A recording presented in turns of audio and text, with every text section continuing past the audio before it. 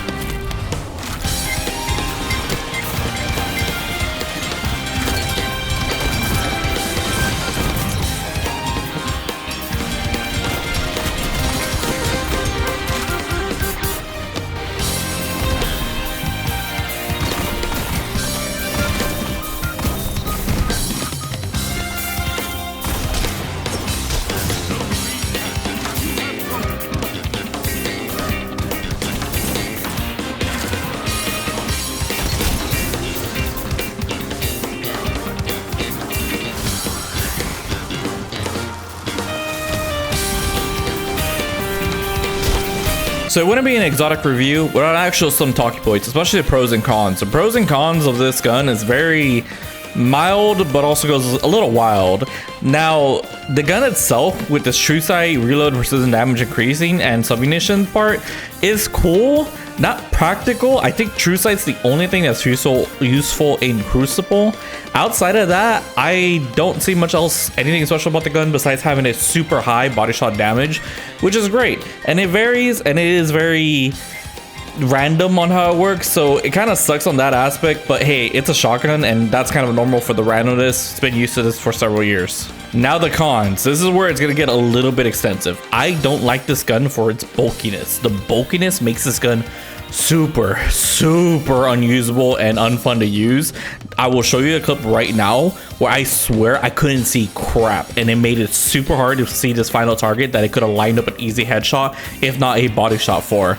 And it sucks, and I hope that they make a better ornament for this because definitely gonna cope for it.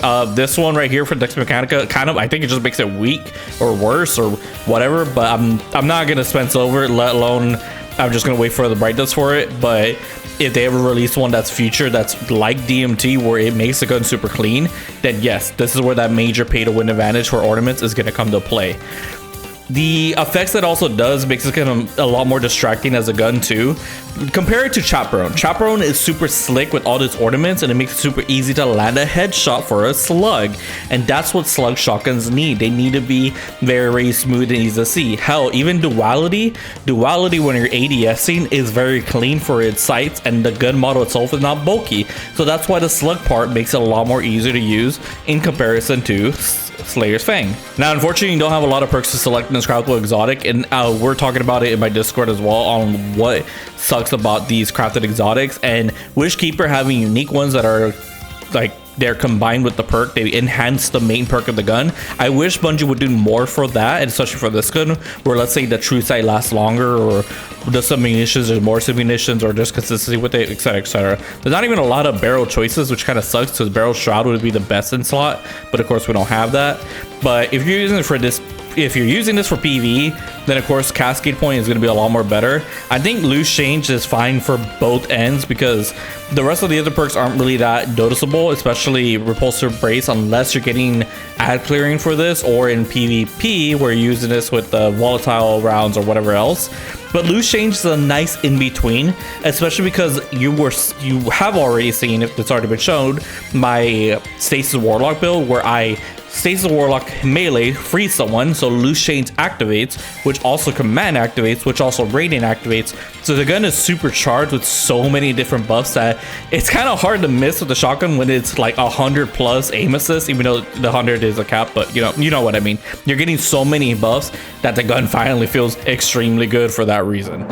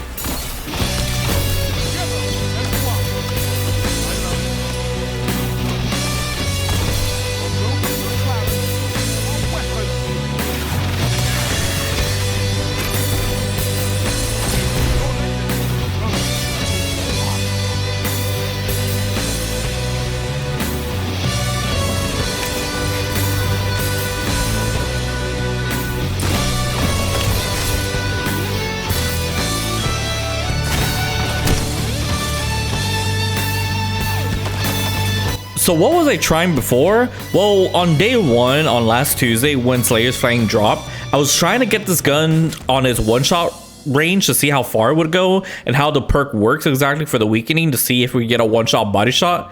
The first thing we discovered is that it hits for 180 to the body in its good range.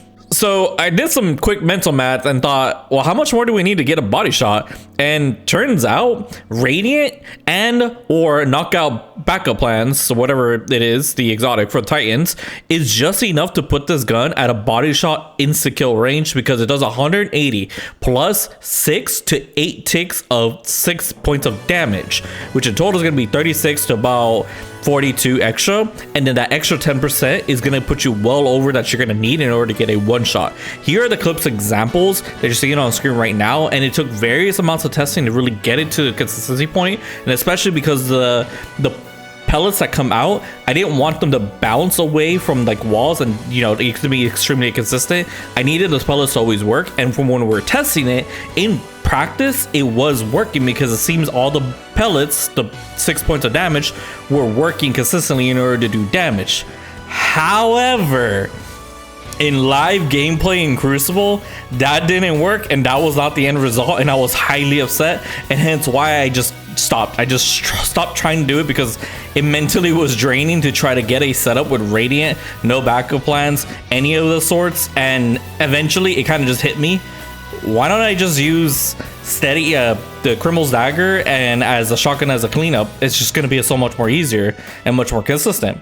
And that's where I'm at now, and that's what I'm going to urge you to use this gun for.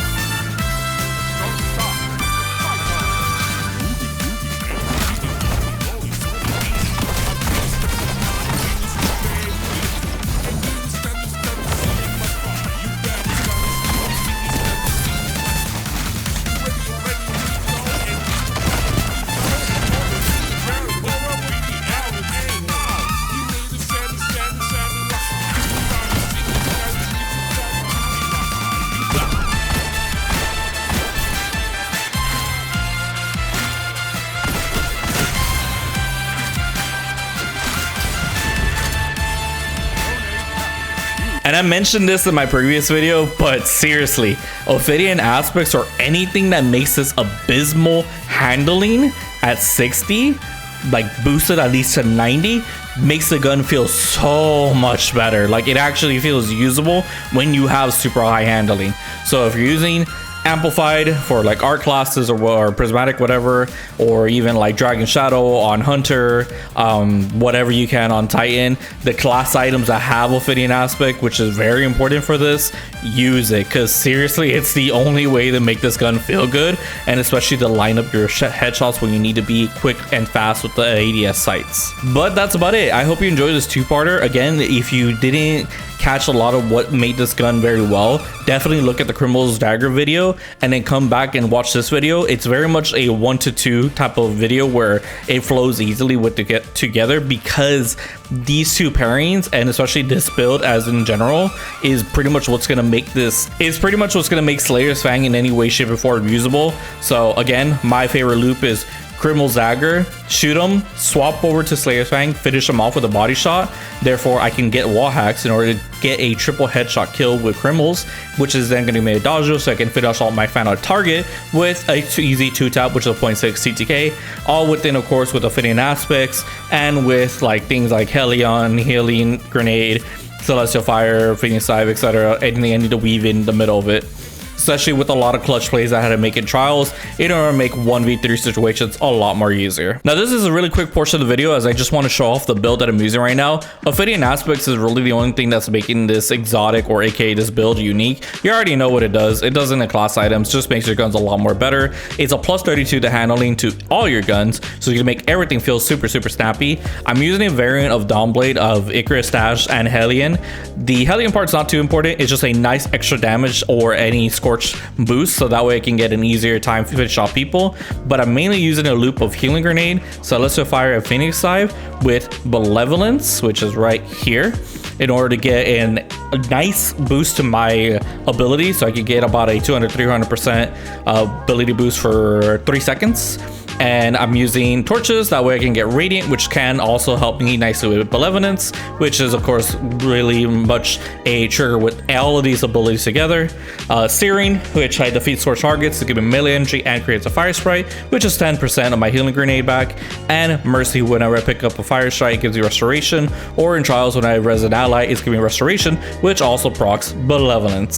Here are the mods, nothing special, just a really basic powerful attraction, Reaper, Outreach, Better Already, Recuperation. The rest is just all related to my weapon and fastball, of course. But anyways, that's about it. I hope you enjoyed this video. Remember to like and subscribe, use code Artiphite at advanced.gg, and most importantly, take it easy, Guardians.